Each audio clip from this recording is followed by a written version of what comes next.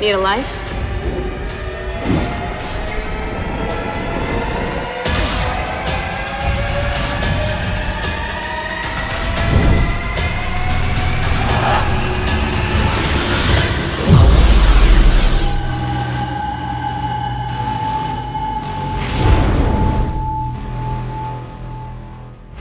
Here on Arcade Arms, we take legendary video game weapons, or the most badass ones, and we make them out of wood and stone and metal, and then we see what kind of damage we can do to loud children, or people who take pictures of food.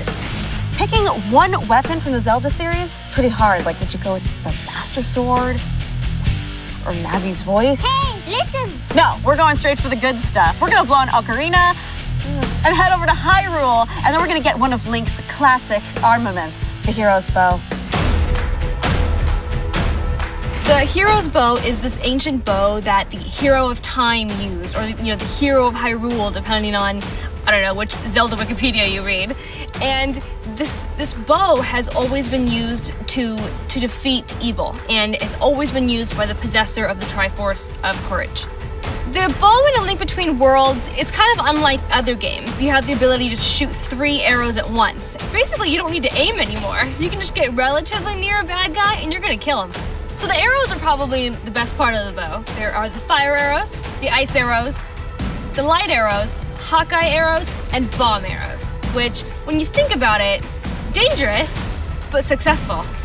So this one's kind of a tough one. I mean, who makes bows anymore that aren't made out of plastic and fake crap, which, by the way, is made from oil, which is made from fossil fuel, and fossil fuel is dinosaurs. And I think I would rather have dinosaurs than I would have plastic. But this is the real stuff. Greg makes bows and fletches arrows out of real stuff like trees and brain matter and ligament. I'm Greg Anderson. I make self bows. It's basically a tradition that goes back like 25,000 years and counting. I utilize a lot of local materials and make something that people can hold and know that it's ancient, you know. And I'm hoping that people that shoot them will continue the archery traditions of shooting the bows as well. So I want this to stay alive. In making the hero's bow, there was a tree that I'd had my eye on for a couple of years, and I was waiting for something that was important to cut it down for. So which one's striking your fancy? Definitely this one here. Why is that? I don't really see a difference. This one has a lot straighter grain, whereas this one kind of has all these like knots and bends and curves and bulbs in it. It's knotty. It's a knotty tree. So I cut down a shagbark hickory tree because hickory is what was used traditionally by the natives here, who basically were the living entities of these heroes. They had to live by the way of their bow.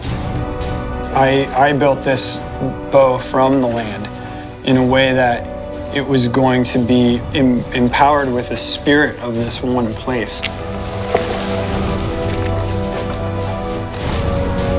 Sorry, tree. Oh God, I'm totally wrecking your tree.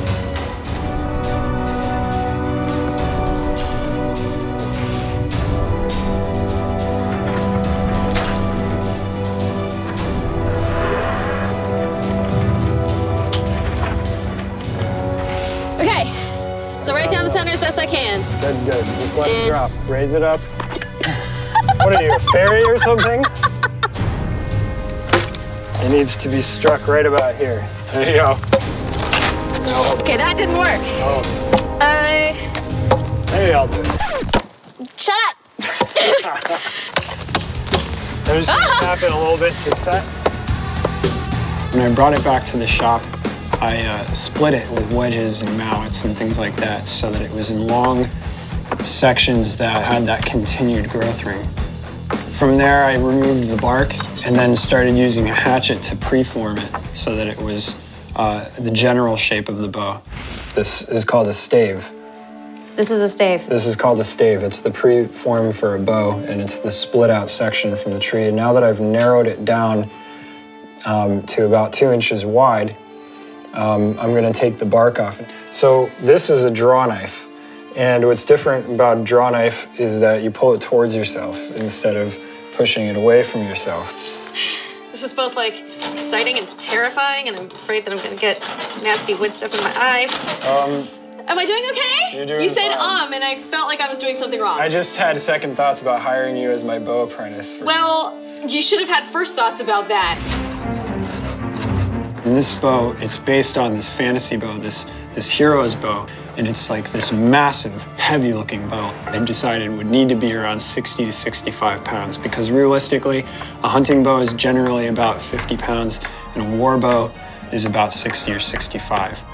From there, it goes to finer and finer tools, and smaller amounts are more and more important as I reduced the bow to a point where it was in perfect balance and could bend evenly. I decided to put a stain on it, and I used a natural vegetable-based dye stain. So it's a totally organic entity that has come from this place. To hold the bow together, I used real animal tendons, and those were processed by, stripping apart and soaking for a long time until they were pliable, and then applying onto the bow to make it one solid unit as it shrinks up and holds itself together, just like our bodies. Then it was time to put on the string, so I made a string for it. And I triple twisted. It was like a triple ply string, so it's got a round profile, which is a nice release from the finger. And I think a bow like that, it's a work of art. So this is the bow. Is it done? Yeah, it's ready to shoot. It's totally ready.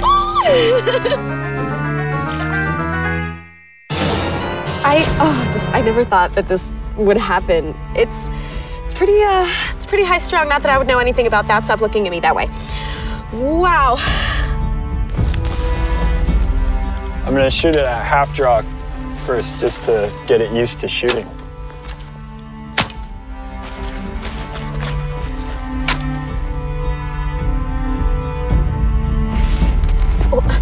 Nice grouping. To demo this legendary weapon, we brought in a master archer. She's an archery consultant on the CW show Arrow and makes sure that everybody looks badass with a bow. My name is Patricia Gonsalves, and I'm known for doing archery. Any archer will tell you when they make a really good shot, you can feel it. Like your whole body feels it. Definitely when we have students who they finally get the gist of archery and they shoot it, they just break into this stupid grin and that's it, they're hooked. We are here in the demonstration demolition hall with Patricia, the master archer. Now, what I would like to know is what are the differences or the similarities between this particular kind of bow, which is fantasy styled, with all of these other ones that you have so much expertise in? Well, we'll start with Massimo here, which is a longbow. It's a push, up, pull, and release method. You can't hold this one at draw for very long because it will break on what we call the power limb, which is down here. And then here we have a Turkish composite bow. This bow, the Turks drew with their thumb as opposed to the 3 fingers like Link does. So this bow goes like this, and then the thumb wraps around this way. And as you can see, when I draw it, it becomes really, really tiny. That means I can also shoot it like this. So with Link's bow, overall, I can just look at this thing and see that this is gonna pack a huge punch. This looks armor piercing to me. So, are you ready to test it out? Yeah, let's go shoot stuff. Epic archer pose! So, to try out this hero's bow, we are going to kill an Octorok, Staphos, and Tektite. Do you think you can handle this? I think my apprentice Aaron can handle this, so he's gonna go out there with the Link bow and wreak some havoc. That's what I'm looking for. All right, let's do it.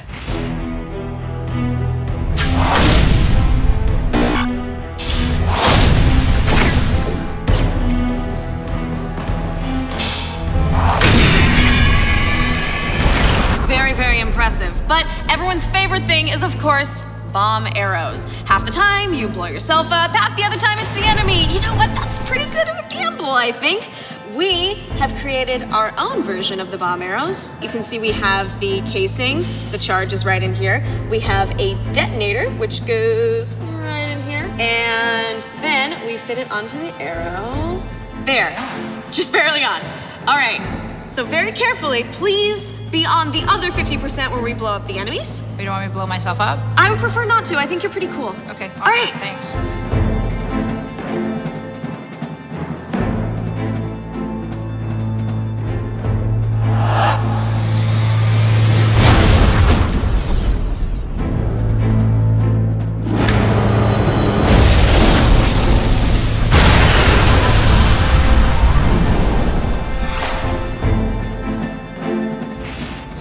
turns out the hero's bow is not only efficient, but completely badass. Hopefully the Deku Tree kind of forgives us. So tune in next time and maybe we'll kill Ganon with a slingshot, but probably not.